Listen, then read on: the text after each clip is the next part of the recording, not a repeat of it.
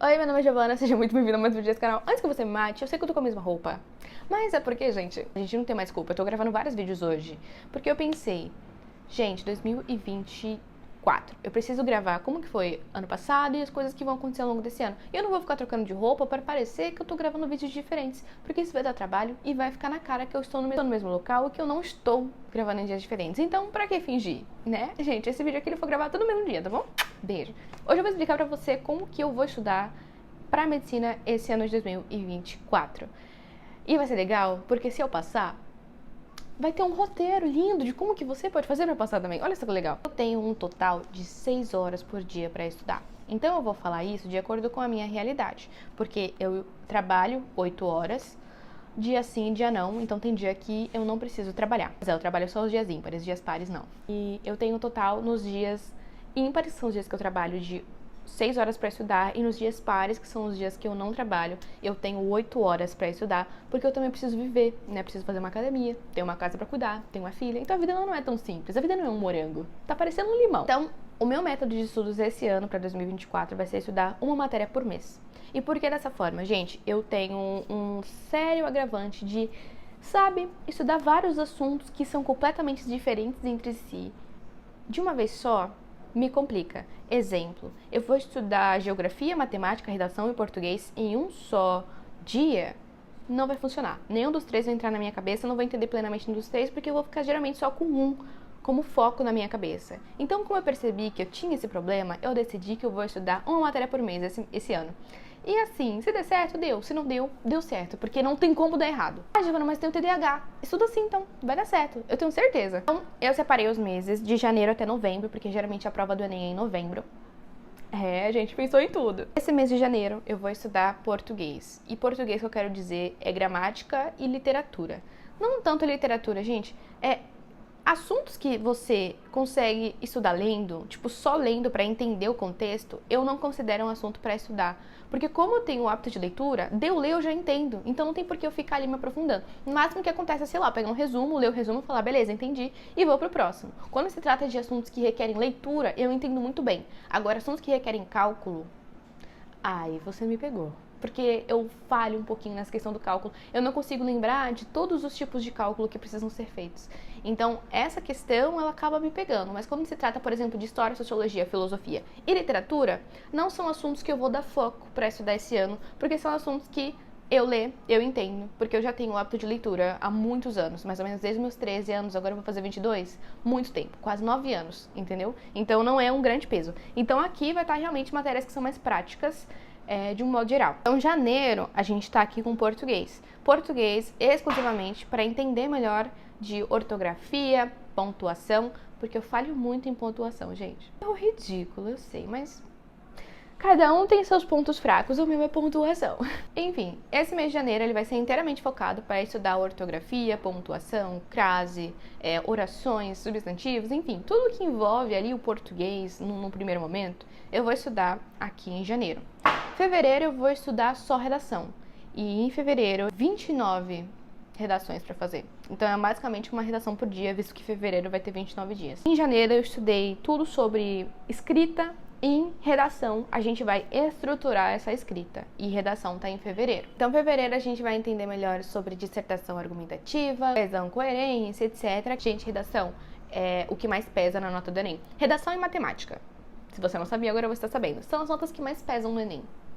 Então, são matérias que precisam de um certo foco. Inclusive, você vai ver que tanto redação quanto matemática se repetem em 2 meses. E você vai ver ao longo da... Enfim. Março, que é o terceiro mês, a gente tem geografia. Apesar de geografia não ser extremamente presente no Enem, ela está extremamente presente na FUVEST. Ah, Giovana, mas você vai fazer USP? Não, mas eu vou prestar FUVEST. Só para se eu passar, eu falar, olha, gente, eu passei. Geografia... eu vou estudar porque eu realmente não tive muito entendimento de geografia no meu ensino médio, porque eu não tive professor de geografia. Ah, gente, ensino público é uma coisa maravilhosa, né? Muito bom. Então, março eu vou deixar para estudar geografia. Abril, a gente vai estudar química. Gente, química tá muito extensa, tipo, tá com muito mais assunto do que eu imaginei. E por que eu vou estudar só um mês química? Porque química tem o quê? Cálculo. E eu sou o quê? Ruim de memorizar cálculo. Então, eu não vou misturar química com português, eu vou estudar química só em um mês. Desse jeito fica muito mais claro, eu tenho um entendimento completo, porque eu só vou ver aquilo por um mês. Tá entendendo por que é legal estudar, tipo, um assunto por mês? É por essa razão. Então, abril a gente vai estudar química. Maio a gente vai estudar física. E por que química tá tão perto de física? Porque, de uma forma ou outra, os dois assuntos acabam se conectando. Como não tá um muito distante do outro, eu coloquei um embaixo do outro. Então, abril, química, maio, física. Junho, a gente volta para redação. E aí aqui a gente vai ter uma revisão de redação e vai escrever mais redação. E obviamente a gente também vai rever gramática. Por essa razão é muito importante você ter resumo. E é muito importante eu ter resumo. Inclusive eu tenho bastante resumo.